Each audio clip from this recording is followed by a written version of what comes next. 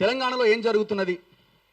మొన్న కేవీఆర్ అనే ఒక జర్నలిస్ట్ని అరెస్ట్ చేయడానికి ఎక్కడో అనంతపురం, అది విజయనగరం దాదాపు ఒక 1000 కిలోమీటర్ల అవతల నుంచి ఒక పోలీస్ వ్యాన్లో వచ్చి ఆయన అరెస్ట్ చేయడానికి ప్రయత్నం చేశారు. పోనీ ఆయన ఏమైనా తప్పు చేసినా అంటే ఆయన అనని మాటని అన్నట్టుగా ఎఫ్ఐఆర్లో చేర్చి ఆయన అరెస్ట్ చేయడానికి ప్రయత్నం చేస్తే మేము అంతా పోతే దాన్ని అడ్డుకుంటే ఆ అరెస్ట్ ఆగింది. చివరికి పోలీసులు ఏమన్నారు, అక్కడ మాకు రిక్వెస్ట్ చేసిరు, నాకు కూడా ఫోన్ చేసిరు, దండం పెడితే ఆయన అప్పచెప్పరి మా ఎస్పీ ఊకుంటలేడు, మా నాయకులు ఊకుంటలేరు, అక్కడ ఉన్న లీడర్లు ఏదేమన్నా చేసి అరెస్ట్ చేసి తీసుకురామంటున్నారు. ఒక్కసారి ఇట్లా అడుగు పెట్టించి మేము పంపిస్తాం అంటే పోలీసులను ఏ రకంగా వాడుకుంటున్నారు అన్నది చాలా క్లియర్గా ఆ ఇన్సిడెంట్లో మాకు అర్థమైంది.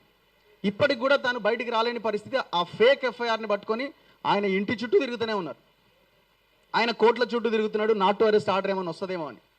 మొత్తం సిస్టమ్ అంతా వాళ్ళు మేనేజ్ చేస్తున్నారు. అక్కడి నుంచి స్టార్ట్ అయిన తర్వాత ఇప్పుడు ఈ కేసుకు ముందు కూడా, నాగేశ్వర్ గారి కేసుకు ముందు కూడా ఇన్నయ్య గారి అరెస్ట్ జరిగింది.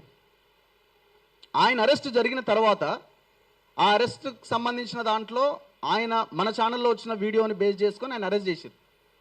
నన్ను కూడా విచారించారు కొన్ని గంటల పాటు. దాని తర్వాత నాకు ఆయనకు మధ్య ఉన్న సంబంధాలు ఉన్నాయని, లింకులు ఉన్నాయని, అకౌంట్ నెంబర్లు ఇవన్నీ చేస్తే అక్కడేం దొరకలేదు. ఎందుకు ఇది స్టార్ట్ అయింది? ఎందుకు ఇన్నయ్య గారి ఎపిసోడ్ని ముందుకు తీసుకొచ్చారు? తెలంగాణలో సోషల్ మీడియా చాలా పవర్ఫుల్గా ప్రజల్లోకి వెళ్తున్నది, ప్రజల సమస్యల్ని ముందుకు తీసుకెళ్తున్నది.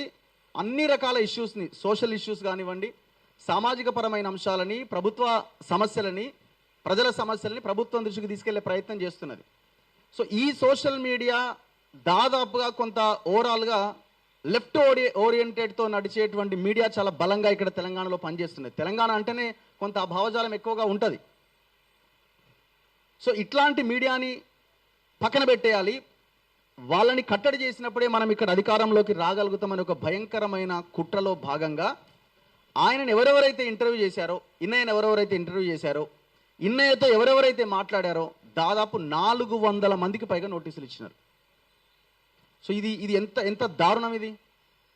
ఎన్ఐఏ అనే ఒక భయంకరమైన సంస్థ. అసలు దీని ద్వారా నోటీస్ వస్తే ఇక మన పని అయిపోయినట్టే అని ఒకటి క్రియేట్ చేసినారు. ఒక చిన్న ఎగ్జాంపుల్ చెప్తా. ఎప్పుడో మనం మేము చిన్నప్పటి నుంచి కూడా ఈటీవీలో 9 గంటలకు వార్తలు చూసేవాళ్ళం మనం. అందులో 9 PM న్యూస్ ఉంటుంది, చాలా ఫేమస్. ఆ 9 PM న్యూస్ని మన యాంకర్ ఒకరు శర్మ గారు ఒకరు చదివేవాళ్ళు. సో ఇప్పుడు ఆయన అన్న ఒక యూట్యూబ్ ఛానల్లో వర్క్ చేస్తున్నారు. ఆయన చాలా ఛానల్స్లో పనిచేసిండు. ఆయనకు కూడా నోటీస్ వచ్చింది, నాకు ఫోన్ చేసిండు, నాకు నోటీస్ వచ్చింది రఘు, అసలు ఏంది ఇది, ఎన్ఐఏ నోటీస్ ఏందని కొంత ఇబ్బందిగా ఆందోళనగా ఫీల్ అయింది. ఏం చేసినా ఎన్ఐఏ గారితో ఎప్పుడైనా మాట్లాడినామంటే ఒకసారి ఇంటర్వ్యూ చేసిన అన్నాడు. అంటే అసలు ఎంత దారుణం అంటే, ఎవరు ఇంటర్వ్యూ చేసినా ఎవరు మాట్లాడినా నోటీసులు ఇచ్చుకుంటూ పోయినారు. అల్టిమేట్గా ఏంది, మొత్తం సిస్టమ్ని మొత్తం టెర్రరైజ్ చేసే ఒక భయంకరమైన కుట్ర. నేను అనుకుంటున్నా సేమ్ నాగేశ్వర్ గారి ఎపిసోడ్ కూడా అందులో భాగంగా తీసుకొచ్చింది అని నేను అనుకుంటున్నా. ఎందుకంటే అసలు ఆయన తన విశ్లేషణ చేసిండు.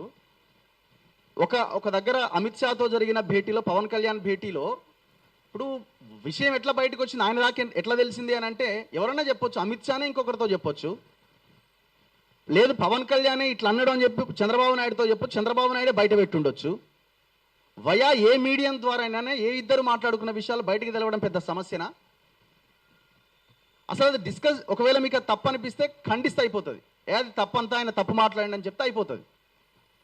దాన్ని ఒక పెద్ద సోషల్ మీడియాలో చర్చ పెట్టి కేసుల దాకా తీసుకుపోయి అరెస్ట్ కూడా చేస్తారనే దాకా తీసుకుపోయి ఇది ఒక పెద్ద న్యూసెన్స్ క్రియేట్ చేసిరంటేనే దీని వెనకాల నాగేశ్వర్ గారు ఇవాళ మొత్తం ఈ దేశంలో ఉన్న సమాజాన్ని ఇన్ఫ్లుయెన్స్ చేస్తున్నాడు ఆయన వీడియోల ద్వారా. ఆయన ఎట్లా పట్టుకోవాలా? ఆయన ఏమైనా బూతులు మాట్లాడతారా? మాట్లాడు. ఆయన ఏమైనా తప్పుడు సమాచారం ఇస్తాడా? ఇయ్యాడు. సో ఆయనను ఏదో రకంగా ఇట్లాంటి దాంట్లో ఇరికించే ప్రయత్నం చేస్తే మిగతా వాళ్ళు, ఆయన భయపడి ఎట్లాగో మిగతా వాళ్ళంతా భయపడతారు, టెర్రరైజ్ అవుతారు అన్న దాంట్లో భాగంగా ఇది చేసినట్టుగా నాకు అనిపిస్తున్నది. లేకపోతే అసలు ఇది ఇష్యూనే కాదు. సో ఈ కుట్రని కనుక మనం పసిగట్టకపోతే రాబోయే రోజుల్లో ఏ ఛానల్ కూడా మిగలకుండా మింగేసే అవకాశం కూడా ఉన్నది. సో ఇప్పుడు మనం ఇంత బలంగా ఇదే బలాన్ని మనం ఐక్యతతో కొనసాగించి ముందుకు తీసుకెళ్తే మనం నిలబడగలుగుతాం. ఇది ఇది ఎవడేం మార్చలేడు. ఇది వాళ్ళు ఏదో అనుకొని వాళ్ళు ఏదో ప్లాన్ చేస్తున్నారు, కానీ మనల్ని ఎవడు విడదీయలేడు అన్నది మాత్రం వెరీ క్లియర్. సో ఇది జరుగుతున్నటువంటి ఒక స్టెప్ బై స్టెప్ ప్రాసెస్ లా కనబడతా ఉన్నది. ఇక నాగేశ్వర్ గారు గురించి మాట్లాడాలంటే నాకైతే ప్రత్యేకమైన అనుబంధం ఉంది ఆయనతో. నేను ప్రత్యేకంగా ఆయనతో డిబేట్స్ చేయడము, నేను ఛానల్లో పనిచేసినప్పుడు కూడా సో మేము ఇంటర్వ్యూస్ కూడా చేసేవాళ్ళము. సో ఆయన ఓన్లీ తెలంగాణ తెలుగుకు సంబంధించే కాదు, ఈ దేశంలో ఉన్న ఇష్యూస్ మీద, ప్రపంచానికి సంబంధించిన ఇష్యూస్ వాటి మీద కూడా ఆయన వీడియోలు చూసి మేము అనలైజ్ చేస్తూ ఉంటాం, మేము విశ్లేషిస్తూ ఉంటాం.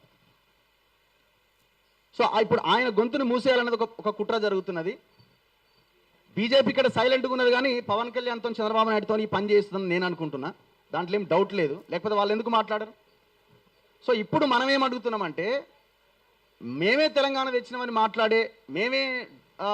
మాట్లాడే బీఆర్ఎస్ పార్టీలో ఉన్న నాయకులు ఏమైపోయారు? ఇప్పుడు ఎందుకు ఈ ఇష్యూ మీద మాట్లాడతలేరు? కాంగ్రెస్లో ఉన్న తెలంగాణ ఉద్యమకారులు వీళ్ళందరూ ఎక్కడ పోయినారు? మీరు కూడా తెలంగాణ కోసం కొట్లాడిన వాళ్ళు ఉన్నారు కదా, ఎందుకు జరిగిన ఘటన మీద మాట్లాడట్లేదు?